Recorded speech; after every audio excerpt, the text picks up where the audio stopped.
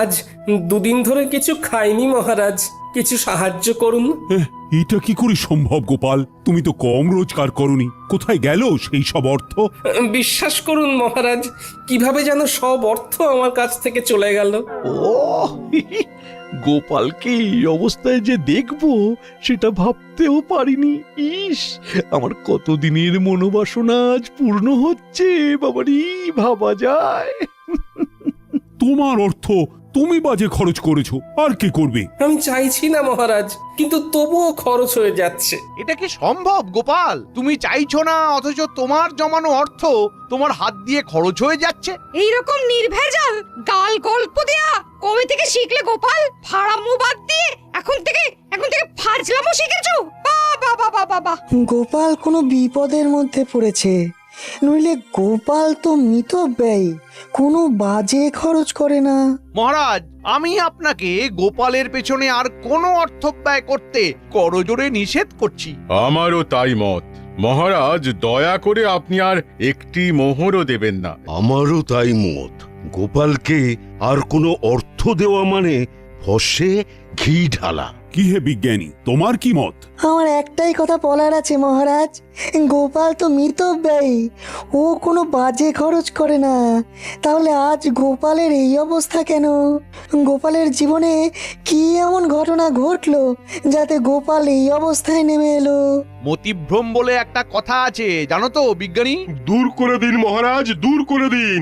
যাও গোপাল যাও, তুমি বরং বাড়ি যাও, আবার তোমার পুরনো ব্যবসা নিয়ে হাটে মাঠে বসো। আমি আর তোমাকে কোনো সাহায্য করতে পারবো না। যাও, আর দাঁড়িয়ে থেকো না। তাহলে আপনি আর সাহায্য করবেন না? না গোপাল, আমার সব সভাসদেরাই তোমাকে সাহায্য করার বিরুদ্ধে। আমি তাদের বিরুদ্ধে গিয়ে তোমাকে তো সাহায্য করতে পারবো না। আপদ গেল। দিদি দিদি গো, এইটুকু নাও, কিছুদিন চালাও, এর মধ্যে দেখবে গোপাল দাদা ঠিক দাঁড়িয়ে যাবে। এই মোহর কটা রাখো, কাজে দেবে। কোথা থেকে কি হলো? কিচ্ছু বুঝতে পারছি না পুটির মা। একটা মানুষ রাতারাতি এইরকম ভাবে বদলে যায়। দিদা, আমি বলছি দেখো, গোপাল দাদু আবার ঠিক আগের মতো হয়ে যাবে। গোপাল দাদুকে দেখে আমাদের খুব কষ্ট হচ্ছে দিদা। সেই দিন দেখি ঢিল মেরে গাছ থেকে আম পেড়ে খাচ্ছে, আমাদের দিকে চোখ পড়তেই বলে খুব খিদে পেয়েছে তাই খাচ্ছি। ইস, এই দিনটাও দেখতে হচ্ছে আমায়। দিদি, গোপাল দাদা এখন কোথায়? রাজসভায় গেছে, দেখা যাক মহারাজ কিছু সাহায্য করতে পারেন কিনা।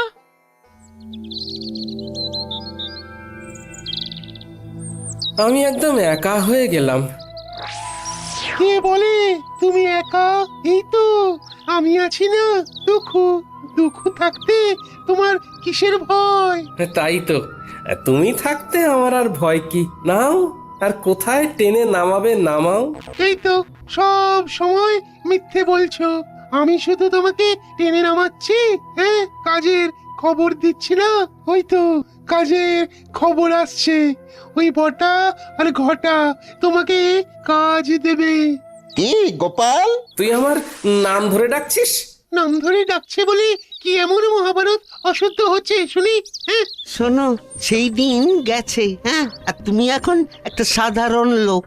তোমার সম্মান প্রতিপত্তি সব চলে গেছে, দয়ায় বেঁচে আছো। একটা কাজ করবে, আমাদের বাড়ির চারপাশটায় কাল ভালো করে জঙ্গল সাফ করে দিলে দুটো মোহর পাবে। বলো করবে কিনা বলো? বলে দাও করবে। করব। তাহলে কাল সকালে ভোর ভোর চলে এসো, খাবার নিয়ে আসবে, খোরাকি দিতে পারবো না। কি গোপাল, ঠিক আছে তো? এই কাজটা ভালো করে করলে তোমাকে আবার একটা কাজ দেব, ঠিক আছে? আরে সেলাম করো, সেলাম করো, বলো ঠিক আছে প্রভু, বলো ঠিক আছে প্রভু।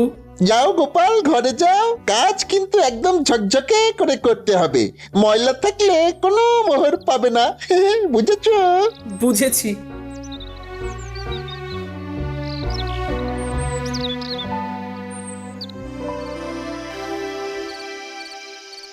মহারাজ এ কি শুনছি? কি শুনলে তুমি যে এত উত্তেজিত হয়ে আমার কাছে এলে? দাসের মুখে শুনলাম গোপাল নাকি আপনার কাছে এসেছিল সাহায্যের জন্য। হ্যাঁ এসেছিল, আমি সাহায্য করিনি, কারণ আমার সভাসদেরা সবাই গোপালকে সাহায্য দেবার বিপক্ষে ছিল। গোপালের এই ভাগ্য বিপর্যয়ে আপনি ওর পাশে দাঁড়ালেন না মহারাজ, অথচ আপনার যখন বিপদ ঘটেছে তখন গোপাল সবটুকু দিয়ে আপনাকে সাহায্য করেছে। ও তার জন্য বেতন পেয়েছে, আর বেতনের বিনিময়ে ও কাজ করেছে। বাহ, খুব ভালো বলেছেন মহারাজ, খুব ভালো। আমি ঈশ্বরের কাছে প্রার্থনা করব যে আর কোনোভাবেই যেন গোপালের সাহায্য আপনার না লাগে।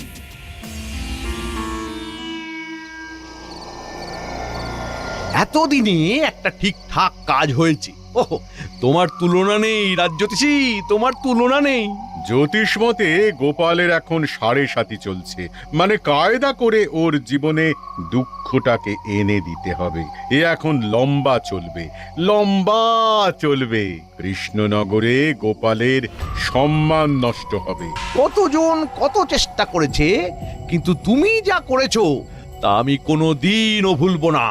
এবার আপনি আমাকে দেখবেন, আমি আপনাকে দেখেছি। গোপালকে চিরকালের মতো সরিয়ে দিয়েছি। এবার মহারাজ একা হয়ে গেছে, তখন গোপাল ছিল, এখন গোপাল নেই। এখন দুহাতে লুটে পুটে খাবো, কেউ বলার নেই। চলো বাজারে যাই, মোহর দ্বিগুণ করে আসি। বাজারে এত রাতে? আরে রাতের বাজারই তো আসল বাজার। চলো একটা মোহর নিয়ে চলো। বাজারে আবার এসব হয় নাকি? আরে বাজারে একটা জায়গা আছে, সেখানে একটা কল আছে।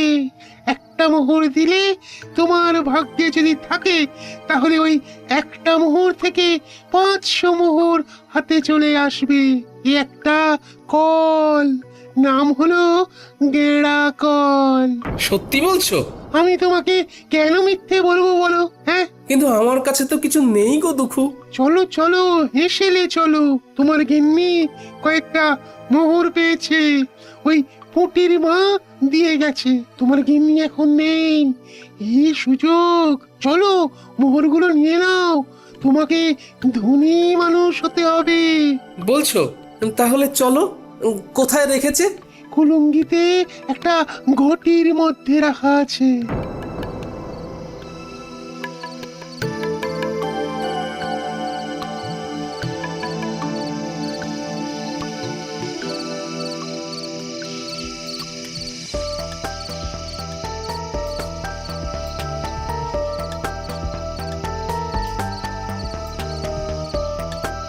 রান্নাঘরে মিনুর বাবাকে যেন যেতে দেখলাম।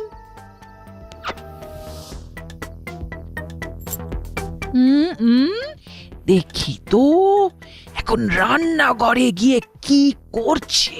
দেখি দেখি। হ্যাঁ, বলি হচ্ছেটা কি? আমার ঘরে শীত কাটছো? আমি যেটা বলছি সেইটা বলো। তুমি না আমার অর্ধাঙ্গিনী, তুমি তো আমার অর্ধেকটা। তুমি না আমার অর্ধাঙ্গিনী, তুমি তো অর্ধেকটা গো। থামো থামো, আমি কোথায় খাবার জোগাড় করতে হিমশিম খাচ্ছি আর তুমি আমার সঞ্চয় শীত কাটছো? শোনো, আমি হলাম গিয়ে তোমার গিন্নি, আমাকে ভুজুং ভাজুং দেওয়া অত সহজ নয়। দেখি দেখি দেখি। গিন্নি, এইভাবে কেউ পরনের কাপড় নিয়ে টানাটানি করে? আমি তো বিকচ্ছ হয়ে যাব, আমার কাছা খুলে যাবে গিন্নি। আমার চোখকে ফাঁকি দেওয়া। ওরে বাবা, কি দজ্জাল গিন্নি গো তোমার। হ্যাঁ, ব্যাগ থেকে ঠিক বার করে নিল। দুঃখু, আমি কি বলেছিলাম? এখান থেকে চলো এখন। হ্যাঁ হ্যাঁ হ্যাঁ, চলো চলো। আমার এই সব একদম ভালো লাগে না। চলো চলো বাইরে চলো। বলি কোথায় যাওয়া হচ্ছে শুনি? বলো যেদিকে দু চোখ যায়। যেদিকে দু চোখ যায়? চলো, ছোট ছোট ছোট ছোট। এই শোনো শোনো বলছি। যা, এই চলে গেল। হায় হায় হায়, এ আমার কি সর্বনাশ হলো। কি হলো গোপাল বউ? গোপাল এরকম ঊর্ধ্বশ্বাসে ছুটে কোথায় গেল? আমার কপাল পুড়েছে, কি যে হলো বুঝতে পারছি না। ভালো মানুষটা যে এরকম কিভাবে বিগড়ে যাবে সেটা ভাবতে পারিনি। দেখো গোপাল বউ, দুঃখ করো না, আমরা সবাই আছি সাথে, জড়িয়ে আছি হাতে হাতে। গোপাল আবার তুলবে মাথা, যেন বৃথা হবে না আমার কথা। এই নাও গোপাল বউ, এই মুহূর্তে গোপালের কোনো কাজ নেই, তোমাদের চলবে কি করে? আমি আর বিজ্ঞানী মিলে দিলাম কিছু অর্থ, আমাদের প্রার্থনা হবে না কো ব্যর্থ। ও দুঃখু, আছো তো? আছি মানে একেবারে লেপ্টে আছি। তোমার ঘর থেকে এ জন্মে আর নামবো না। ওই যে মোহর দ্বিগুণ হওয়ার কলটার কথা বলেছিলে, সেখানে কি করে যাব? হাত তো একদম খালি। একটা জায়গা আছে, চলো সেখানে যাই। তোমার একটা কিছু তো ব্যবস্থা করতে হবে, নইলে খরচা করবে কি করে? চলো চলো চলো, সোজা চলো, একদম নাক বরাবর।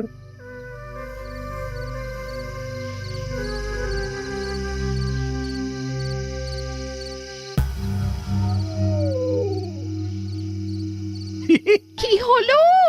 তখন থেকে দেখছি নিজে নিজে ফিক ফিক করে হাসছো। কি হয়েছে? কি হয়েছে?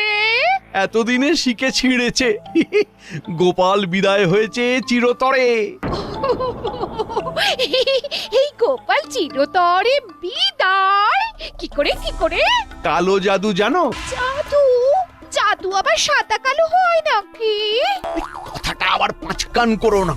একটা পাতি লেবুর মধ্যে মন্ত্র পড়ে দুঃখকে জাদুর সাহায্যে ঢুকিয়ে রেখেছিল আমাদের রাজ্যতীষী। তারপর তারপর হ্যাঁ, তারপর সেই দিন রাতে আমি আর রাজ্যতীষী ওই লেবুটাকে নিয়ে গেলাম বটা ঘটার কাছে। ঘটার বটা, এই লেবুটা গোপালের বাড়ির দোরগোড়ায় রেখে দাও। গোপালের পায়ের চাপে যেই লেবুটা ফাটবে, অমনি ওই লেবু থেকে দুঃখ গিয়ে গোপালের ঘাড়ে চাপবে। ব্যাস, গোপাল দুঃখের কোপে পড়ে সবকিছু হারাবে। 1 মাসের মধ্যে গোপাল একেবারে পথের ভিখারি হয়ে যাবে। এসব সত্যি ঘটবে তো, না আগের মতো সব ভুলভাল হবে? আমার কালো জাদুবিদ্যাকে অবিশ্বাস করো না, কাজটা করেই দেখো না, মজা পাবে। রাজকর্মচারী যদি হতে চাস তাহলে আমরা যেভাবে বলছি সেইভাবে কাজ কর। ঠিক আছে, দিন। এবার চলো, আজ রাতের মধ্যেই এটা করতে হবে। খুব ভালো সময়, আজকের পরে আবার 6 মাস পরে এই তিথি আসবে, সুতরাং বুঝতেই পারছো। পারছি। তাহলে এক্ষুনি চল, আমাদের চোখের সামনেই ঘটনাটা ঘটুক। চলুন তাহলে। তারপর তারপর হ্যাঁ, তারপর সেই অমাবস্যার রাতে আমরা 4 জন গোপালের বাড়ির কাছে এসে দাঁড়ালাম। ঠিক ঠিক এই জায়গাটাতেই লেবুটা রাখো। হ্যাঁ, এখানে এখানে। সেটা না হয় রাখলাম। গোপাল দাদা না এলে তো হবে না। আরে আমরা এসেছি কি করতে? ওকে ডেকে বাইরে বার করব, তোমরা দেখে যাও খালি খেলাটা। তোরা তোদের কাজটা কর, নে নে রেখে আয়।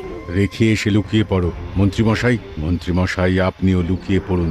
আর হ্যাঁ বটা, লম্ফটা আমার হাতে দিয়ে যা। এইখানে লেবুটা রাখলাম। গোপাল, ও গোপাল, একটু বাইরে এসো না। কে? আরে আমি রাজ্যতীষী। তোমার সাথে একটা খুব জরুরি প্রয়োজন আছে, একবার বাইরে এসো না গোপাল। ও বাবা, এত রাতে রাজ্যতীষী? আসছি।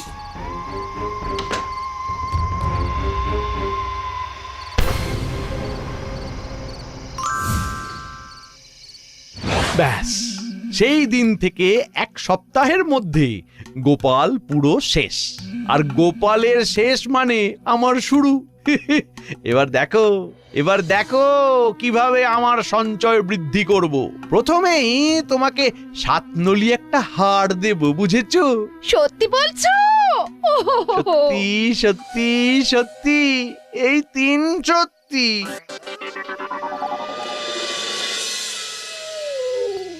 ওই দেখো গোপাল, একটা পাথর পড়ে আছে, দেখতে পাচ্ছো? অন্ধকারে কিছু দেখতে পাচ্ছি না, তুমি আমাকে নিয়ে চলো। এই যে এই পাথরটা, এই পাথরটাকে ঠেলো ঠেলো ঠেলো। এগুলো কি? গর্তের মধ্যে এগুলো কি? এগুলো সব তোমার। নতুন করে খরচা করতে শুরু করো। বস্তাটাকে তুলে নাও, নাও নাও, তুলে নাও। হ্যাঁ, তারপর রাতের বাজারে চলো। ওই গেঁড়া কলে মোহর দেবে, আর মোহর দ্বিগুণ হয়ে যাবে। সুযোগ এসেছে দুকুকে ঘাট থেকে নামানোর। একটা সোনার মোহর গর্তে ফেলে দিই। কি গো গোপাল, হলো? এই রে দুঃখু ভাই, বস্তা থেকে একটা সোনার মোহর গর্তের মধ্যে পড়ে গেল। দুঃখু ভাই, গর্তের মধ্য থেকে সোনার মোহরটা তুলে দেবে? এ বাবা, ভালো করে ধরতেও পারো না। দাঁড়াও দাঁড়াও, দেখছি। উহ, কি শান্তি! অবশেষে দুঃখু নামলো ঘাট থেকে। এবার শান্তি শান্তি, মহা শান্তি।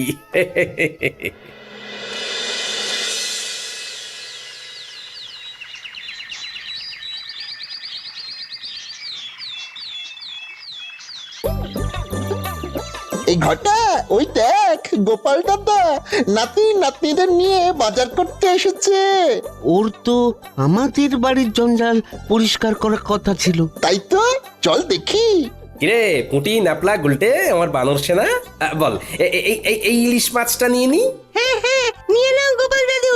আজ শুধু ইলিশ দিয়েই ভাত খাবো। ইলিশের নানা পদ, ভাপা ইলিশ, সর্ষে ইলিশ, ইলিশের পাতুরি। কি গোপাল, তোমাকে না বলেছিলাম আজ আমাদের বাড়ির চারধারের জঙ্গলগুলো সাফ করে দিতে? শোনো বটা ঘটা, আমার ঘরের নালাটা জঞ্জালে জমে গিয়েছে। একটু ঝাঁটা কোদাল দিয়ে পরিষ্কার করে দিও কেমন? তোমাদের 3টে করে সোনার মোহর দেব। তাড়াতাড়ি এসো কিন্তু, নইলে অন্য কাউকে দিয়ে করিয়ে নেব।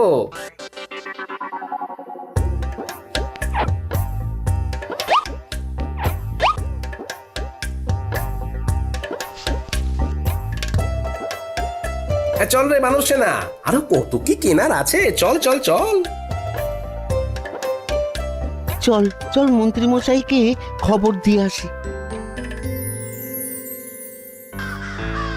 আয় আয় আয় আয় আয় কাকা, আয় বগা, আয় আয় আয় আয়।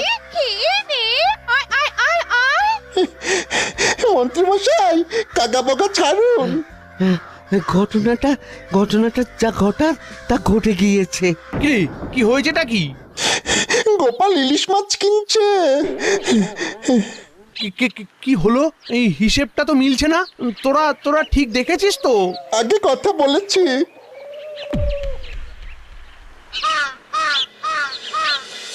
এই তো, আবার তোমাকে নিজের জায়গায় দেখতে পেয়ে খুব ভালো লাগছে। তা কি হয়েছিল গোপাল? বুদ্ধিতে এর কোনো ব্যাখ্যা নেই বিজ্ঞানী। একদিন রাতে রাজজ্যোতিষীর গলার আওয়াজ শুনে ঘুম থেকে উঠে বাইরে বেরোতেই পায়ের নিচে একটা লেবু পড়ে গেল, আর সাথে সাথে আমার ঘাড়ে একটা ভারী কি যেন একটা এসে বসে পড়লো। তারপর আর কিচ্ছু জানি না, বুঝলে। এখন কেমন লাগছে ঘর? হালকা ফাঁকা, নাইকো ভার। আরে কাল রাতে ঘাট থেকে দুকুকে নামিয়ে দিলাম, ব্যাস। বিষয়টা একটু খুলে বলো তো গোপাল। বলছি।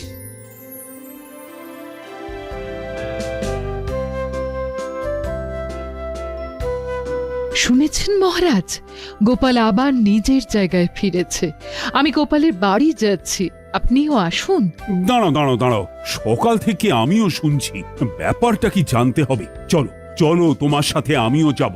গোপালের কেনই বা ভাগ্য বিপর্যয় হলো, আর কি করেই বা সেখান থেকে সে বেরিয়ে এলো, এটা জানাটা খুব দরকার। চলুন।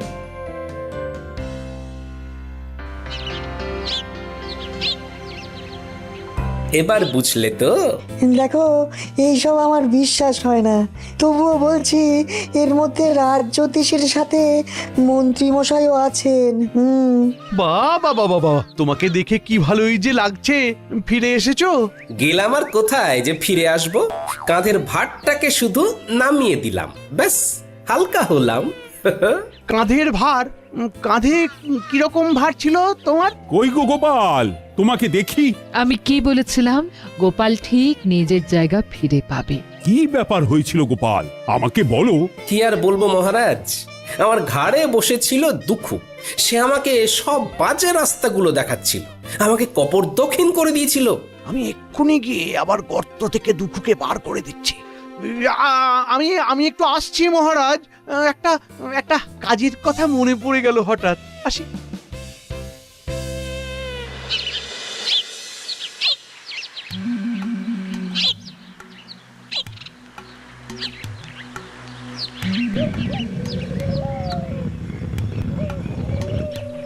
তুমি কে গো? আমি এই রাজ্যের মন্ত্রী দুঃখু, আমার ভাই।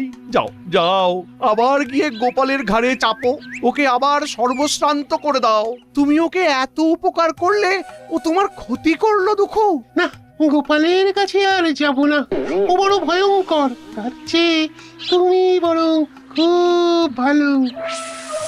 তুমি আমাকে মুক্ত করেছো, যে মুক্তি দেয় তাকে কি ছেড়ে যেতে হয়? হ্যাঁ, আজ থেকে আমি তোমার কাছে থাকবো। হ্যাঁ। বলো কি?